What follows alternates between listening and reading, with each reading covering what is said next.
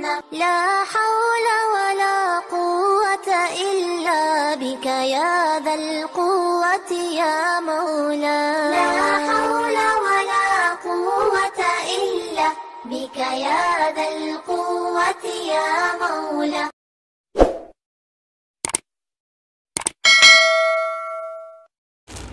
আসসালামু আলাইকুম রহমতুল্লাহি ওয়া বারাকাতুহু। সবাইকে অগ্রিম রমজান মোবারক। আশা করি আল্লাহর রহমতে আপনারা যারা আমাকে দেখছেন সবাই ভালো আছেন। রাত্রিবেলায় এখন একটু মরিচের বটা ছিলে নিচ্ছি, যেগুলি দিয়ে এখন কাজ করব সেগুলি। তো এখানে আমি নিয়েছি কাশ্মীরি রেড চিলি সেগুলি আর হচ্ছে 20-25 টাকার মনে হয় যেগুলি ঝাল বেশি ছোট আমাদের দেশি সেগুলি নিয়েছি।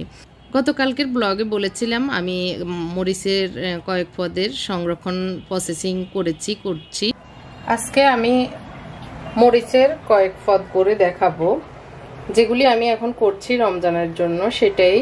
এখানে আমি নিয়েছি, এগুলি হচ্ছে এখন ভিজিয়ে রাখবো সারা রাত, সকালে এগুলি পেস্ট করব। আর এগুলোই আগেরও একটু ভাজা ছিল, তো আরও একটু মুসমুসে করে আমি একদম বাসা তেলে ভেজে নিব। আর এগুলি হচ্ছে চিলি ফ্লেক্স করব, তো একটু আমি বটা ফেলে দিয়েছি, এখন জাস্ট একটু মুছে নিব। মুছে তারপর কিভাবে করছি সেটা দেখাচ্ছি। কাঁচামরিচগুলোকে আমি পেস্ট করে নিব, মানে আদা ভাঙা করে নিব, যাতে তরকারিতে তাড়াতাড়ি দেওয়া যায় কুটা কাটার ঝামেলা ছাড়া। তো এই 4টা পদ আমি কিভাবে করছি আপনাদের সাথে শেয়ার করছি। আশা করি আপনাদের ভালো লাগবে, উপকারে আসবে। আপনারা করে এরকম রাখতে পারেন, তাহলে দেখবেন কাজটা অনেক সহজ হয়ে যায়। আর এই ধরনের মরিচগুলো আসলে দরকার হয় আমাদের সব সময়। তো এগুলি আবার কি কি কাজে ইউজ করব সেটাও দেখাবো ইনশাল্লাহ।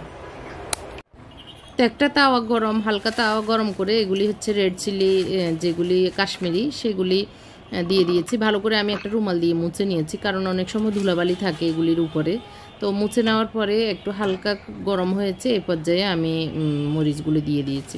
পাশের চুলায় একটু তেলে দিয়ে দিয়েছি, যেগুলি আগেরও একটু টালা ছিল কিন্তু একটু নরম হয়ে গিয়েছিল। যে বইমে রেখেছিলাম ওইটা মনে হয় বাতাস ঢুকেছিল, এই কারণে। তো ভাবলাম ওগুলিকে আমি একটু তেলে ভেজে নিই, যাতে করে আলুর চপ, তারপরে একটু পেঁয়াজু ছোলার সাথে খেতে ভালো লাগবে। আবার অনেক সময় একটু ভর্তা টর্তা করতে ইচ্ছে করলেও ঝটপট নিয়ে ভর্তা টর্তা করা যাবে, সেজন্য একটু ভালো করে ভেজে নিচ্ছি। তো এরকম করলে একটু ভেজে আমি উঠিয়ে নিচ্ছি। খুবই মুসমুসে হয়েছে, মানে ঝরঝরা হয়েছে।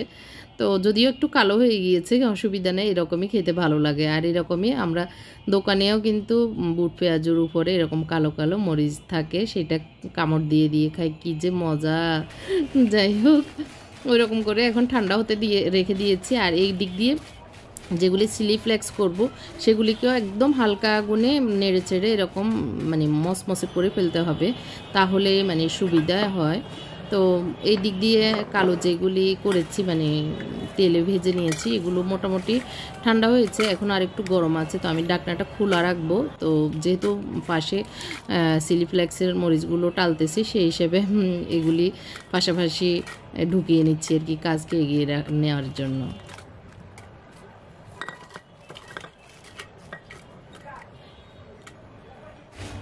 আওয়াজ শুনে বুঝতে পারছেন এগুলো কীরকম মসমসে হয়েছে। তো আমি এখন আগুনটা বন্ধ করে দিচ্ছি, দিয়ে একটু হালকা ঠান্ডা হোক, তাহলে চিলি ফ্লেক্স করতে সুবিধা হয়। এদিক দিয়ে অনেকক্ষণ থাকার পরে এই মরিচগুলো ঠান্ডা হয়ে গিয়েছে। তো আমি অনেকক্ষণ 10 মিনিট পরে এসে যে জগে ঢুকিয়ে নিয়েছি, মসমসে হয়েছে, বাট একটু ঠান্ডা হয়ে গিয়েছে আর কি। তো এই পর্যায়ে আমি জাস্ট আমরা যে ব্লেন্ডার সেটাতে ঢুকিয়ে, অথবা যাদের বাসায় চপার আছে এরকম চপারে ঢুকিয়ে ব্লেন্ড করে নিলেই হয়ে যাবে আর কি। তো বেশিক্ষণ লাগে না, 1 মিনিটেই এই চিলি ফ্লেক্সটা হয়ে যায়। আমরা অনেক সময় বাজার থেকে অনেক টাকা দিয়ে কিনে খাই। রমজানে যেহেতু আমরা টুকিটাকি অনেক আইটেম করব, এই চিলি ফ্লেক্সটা খুবই দরকার। অনেক রেসিপিতে আমরা কিন্তু এই চিলি ফ্লেক্সটা ইউজ করি। তো আশা করি এই চিলি ফ্লেক্সটাও আপনারাও ঘরে বানিয়ে বয়মে ঢুকিয়ে রেখে দিতে পারেন, 6 মাসেও কিচ্ছু হবে না। একদম মানে খুব ভালো করে মুখ বন্ধ করে রেখে দিলে খুব সুন্দর থাকে। আমি ইউজ করে দেখেছি, অনেক দিন পর্যন্ত কিচ্ছু হয়নি। তো যাই হোক, এটা করেন না অনেকেই জানি, তারপরেও এখন স্মরণ করিয়ে দেওয়া আর কি। আপনাদের যাদের মনে নেই তারা করে রাখতে পারেন, তাহলে ঝটপট যে কোনো রান্নাতে দিয়ে দিতে পারবেন। তো এই তো আমার ছোট্ট কিউটের ডিব্বাটাতে আমি ঢুকিয়ে নিয়েছি ওগুলি। আর এদিক দিয়ে আমি চিলি ফ্লেক্স করে নিচ্ছি। একটুখানি পানির সাথে আমি ভিনেগার দিয়েছি 1 চামচ। আপনারা এটা ট্রাই করতে পারেন। কাঁচামরিচ অনেক সময় বেশি দিন থাকতে চায় না, কিন্তু ভিনেগার দিয়ে দিলে অনেক দিন থাকবে, একদম 1 মাসেও কিচ্ছু হবে না। ফ্রিজে, নর্মাল ফ্রিজে রাখতে হবে আর কি, যেহেতু নিত্যদিনই আমরা ইউজ করব। আদা রসুনের মতো নর্মাল ফ্রিজে রেখে ইউজ করলে ভালো। তো একটু ভিনেগার দিয়ে দিলে মানে নষ্ট হবে না আর কি। তো এই আর কি, এটা আমি এখন ব্লেন্ডারে এরকম করে নিয়েছি। আরও ভালো করে ব্লেন্ড করতে চাইলে আর একটু ব্লেন্ড করে নিলে হয়ে যেত, কিন্তু আমার মনে হয় এইভাবে রাখলে আমার কাছে ভালো লাগে আর কি। তো এই তো আমার 3টা আইটেম হয়ে গিয়েছে, কাঁচামরিচের পেস্ট, তারপর চিলি ফ্লেক্স, শুকনো মরিচ। এখন আমি সকালবেলা এই বাকি যেই কাজটা ছিল সেটা করে নিচ্ছি। এখন নাস্তা খেয়ে নিয়েছি, রুটি আর হচ্ছে একটু ডিমের শুকশুগানি বানিয়েছিলাম আর কি, ডিমকে টমেটো দিয়ে একদম ঝরাঝরা করে। তো সেটা খেয়ে তারপরে রান্নার ভাত ডাল বসিয়ে দিয়েছি। তো পাকে ভাবলাম যে এই কাজটা করে নিই, না হয় আবার মানে দেরি হয়ে যাবে এই আর কি। তো এখানে আমি 1.5টা টমেটো দিচ্ছি, আর হচ্ছে বড় সাইজের একটা রসুন দিয়ে দিচ্ছি। রসুনটা দিলে এই মরিচটা গ্রান হয়, আর যখন আমরা রান্না করব তখন রসুন না দিলেও চলবে। আরেক কথা হচ্ছে এই মরিচটা দিয়ে পিৎজার যে আমরা টমেটো সস দিই সেই জায়গাটা আমরা একটু ইউজ করতে পারবো। তারপরে বিভিন্ন রেসিপিতে আমরা এই পেস্টটা ইউজ করতে পারবো। তো এখানে সব পানি সহ যতটুকু পানি ছিল আমি ওই পরিমাপে দিয়েছি, যাতে করে ব্লেন্ড করতে আর ফেলে না দিতে হয় আর কি। তো এখানে লবণ দিয়ে দিচ্ছি পরিমাণ মতো, 2 চামচ দিয়েছি আমি। আর দিয়ে দিচ্ছি একটা বড় সাইজের পেঁয়াজ। এটা পেঁয়াজটা অপশনাল, না দিলেও চলে, তারপরে আমি দিয়ে দিচ্ছি কারণ এটার পরে প্রসেসিংয়ে পেঁয়াজ দিলে, যে প্রসেসিং করব আর কি, সেটাতে পেঁয়াজ দিলে সমস্যা হবে না। তো এই তো আমি ব্লেন্ড করে নিচ্ছি ব্লেন্ডারে, যেহেতু অনেকগুলো একটু সময় নিয়ে মানে অফ অন করে করে ব্লেন্ড করে নিয়েছি, এরকম করে পেস্ট করে নিয়েছি।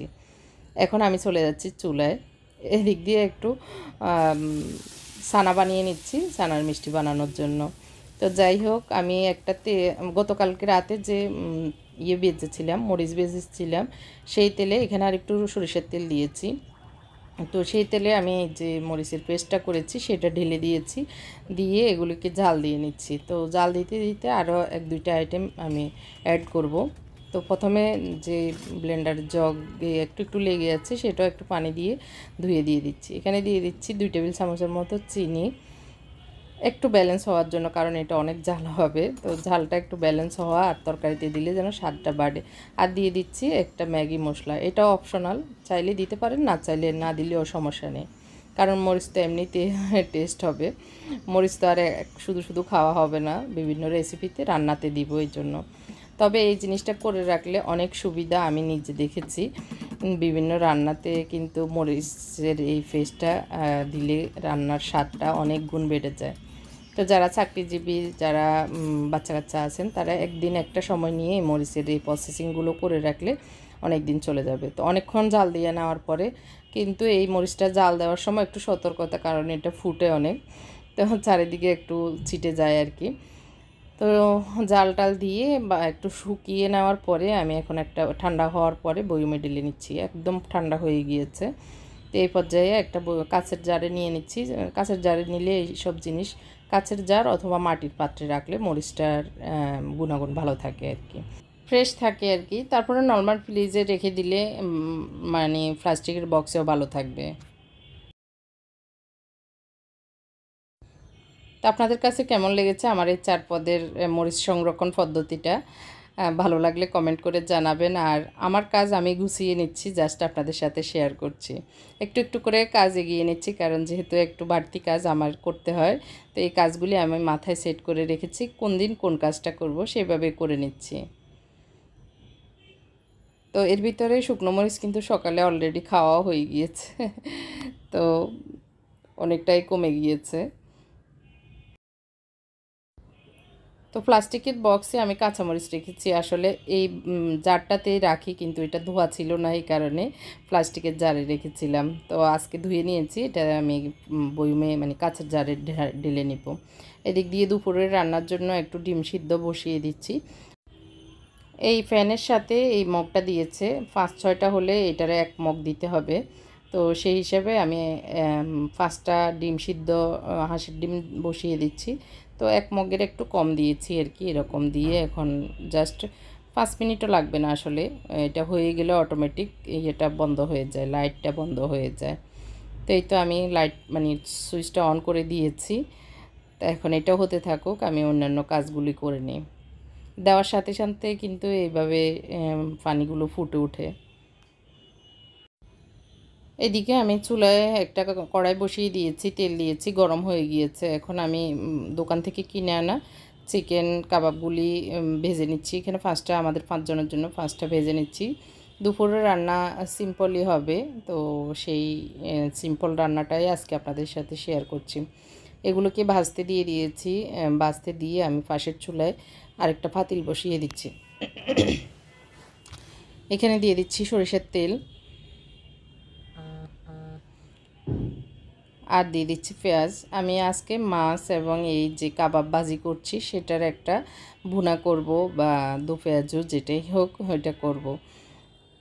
খুবই টেস্ট লাগবে আশা করি আর কি, আল্লাহর রহমতে আমি যেভাবে প্ল্যান করে রান্না করছি।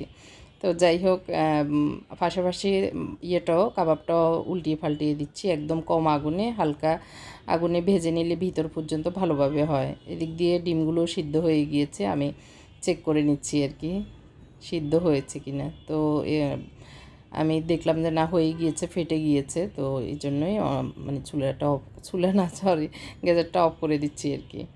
আমি পোলাও রান্না করেছি গতকালকের, একটু মুরগির গোশত রান্না ছিল, সেটা মিক্স করে জাস্ট একটু রাইস রান্না করে নিয়েছি। আর হচ্ছে এই যে কাবাবটা উল্টিয়ে পাল্টিয়ে এখন রান্না করে নামিয়ে নিচ্ছি, ভেজে নামিয়ে নিচ্ছি।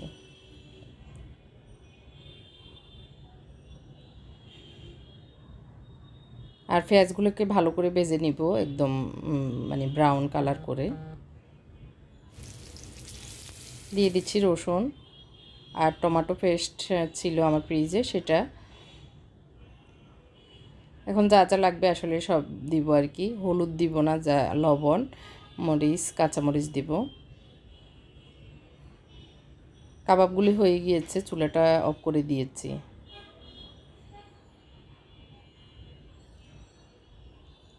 তা আমি কাঁচামরিচ একটু ভেঙে টেঙে দিচ্ছি, কেটে দিচ্ছি না, কারণ ঝাল বেশি বের হলে খেতে ভালো লাগবে না। দিয়ে দিচ্ছি জিরা পাউডার 1 চামচ দিয়েছি, আর দিয়ে দিচ্ছি ধনিয়া পাউডার 1 চামচ। এখন দিয়ে দিচ্ছি গরম মশলা একটু, আর দিয়ে দিচ্ছি মাংসের মশলা একটু, একদম 1/2 চামচ করে এইগুলি দিয়েছি। আর দিয়ে দিচ্ছি পরিমাণ মতো লবণ। এখন দিয়ে দিচ্ছি পানি দিয়ে ভালো করে একটু নেড়ে ছেড়ে ভুনা করে নিব মশলাগুলি।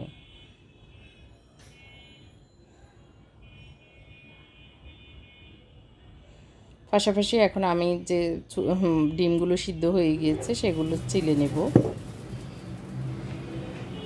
এখন একটু গরম আছে, যেহেতু বেশিক্ষণ লাগেনি, দেখতে পেরেছেন ওগুলো বসাতে আমার ডিমগুলো সিদ্ধ হয়ে গিয়েছে।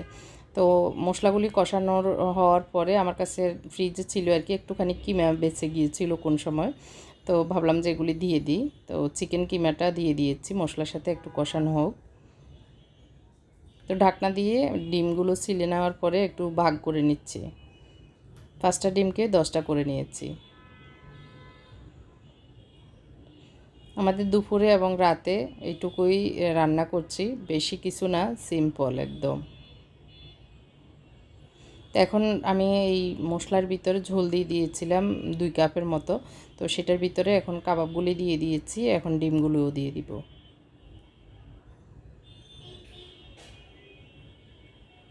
জাস্ট একটু হালকা নেড়ে ছেড়ে দিব, উল্টিয়ে দিব আর কি, ডিমের কুসুমগুলো যেন উপরে থাকে। তো একটু বের হবে না, এভাবেই থাকবে। আর এগুলি যতক্ষণ একদম মাখা মাখা না হবে ততক্ষণ চুলা অফ করব না, এভাবে হতে থাকুক। আর আগুনটা আমি মিডিয়াম রেখেছি, হাই হিটে রাখলে তাড়াতাড়ি শুকিয়ে যাবে, রান্নাটা কম হবে।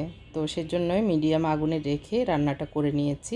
এই যে এরকম মাখা মাখা করেই নিয়েছি, অনেক টেস্ট হয়েছে। আর ভিন্ন স্বাদের একটা কাবাব দো পেঁয়াজু বা ডিমের দো পেঁয়াজু যেটাই হোক, দুপুরে আমরা এইটুকুই খাচ্ছি আর কি। তো এরপরে আমি একটু, যেহেতু এই দিন ছিল শুক্রবার, একটু গিয়েছিলাম আইডিয়াল, মতিঝিল আইডিয়ালের সামনে, আমার দরকার ছিল। তো সেখানে গিয়ে বেশি কিছু নেইনি, জাস্ট এই 3-4টা জিনিস নিয়েছি। এইটা এক দোকান থেকে নিয়েছি, 3টা 150 টাকা নিয়েছে এই ইয়েগুলো আর কি, চাকনিগুলো। আর 2টা মাটির হাঁড়ি, একটা হাঁড়ি, একটা পাতিল নিয়েছি। এটা 1-1.5 ফুট চাউল ধরবে এরকম একটা পাতিল নিয়েছি, হাঁড়ি নিয়েছি। এটাতে ভাত রান্না করবো, আর যে প্রথম দেখিয়েছি সেটা তরকারি, অল্প স্বল্প তরকারি রান্নার জন্য। এই যে 1 বিঘা তো হয়নি, এরকম আর কি সাইজটা, 1.5 ফুট থেকে একটু কম ধরবে মনে হয়। তো এই 2টা পাতিল নিয়েছি, আমার দরকার ছিল। আর মাটির হাঁড়িতে রান্না করতে ইচ্ছে করছে, এই জন্যই। তো মাটির হাঁড়ি কীভাবে ইয়ে করে, মানে শক্ত করে সেটার পদ্ধতি, তবে এটাকে আমাদের আঞ্চলিক ভাষায় বলে বাড়ানো, হাঁড়ি বাড়ানো আর কি। তো এটাকে আমি পানিতে ভিজিয়ে রেখেছি প্রায় 2-3 ঘন্টার মতো। এখন রাত্রিবেলা ভালো করে আমি তারে সোপা দিয়ে মেজে নিচ্ছি, যাতে একটু বালু আছে, ধুলা আছে, এগুলো চলে যায়। ভালো করে ধুয়ে নেওয়ার পরে আমি 1 পাতিল করে পানি চুলায় বসিয়ে দিব। এভাবে আমি আমার যে মাটির খোলা আছে সেটাও আমি এইভাবেই করি আর কি, যেটা দিয়ে খোলা পিঠা বানাই। এই যে একদম মানে ফুল করে, পাতিলের পানি ফুল করেই চুলায় বসিয়ে দিচ্ছি, একদম শুকিয়ে যাওয়া পর্যন্ত এই পানিগুলো মানে হতে থাকবে আর কি, তাহলে পাতিল শক্ত হয়। আর এরপরে এগুলো শুকিয়ে যাওয়ার পরে একটু তেল দিয়ে হালকা একটু মানে আগুনে আবারও একটু দিয়ে ছেঁকে নিলেই আরও বেশি শক্ত হয়ে যাবে। তো এরকম করে আমি পাতিলগুলো ঠিকঠাক করে নেব। তো আজকের ব্লগটি কেমন লেগেছে, আপনাদের যদি একটুখানি উপকারে আসে আমাকে কমেন্ট করে জানাবেন। সবাইকে অসংখ্য ধন্যবাদ জানাচ্ছি এতক্ষণ পর্যন্ত আমার সাথে থাকার জন্য।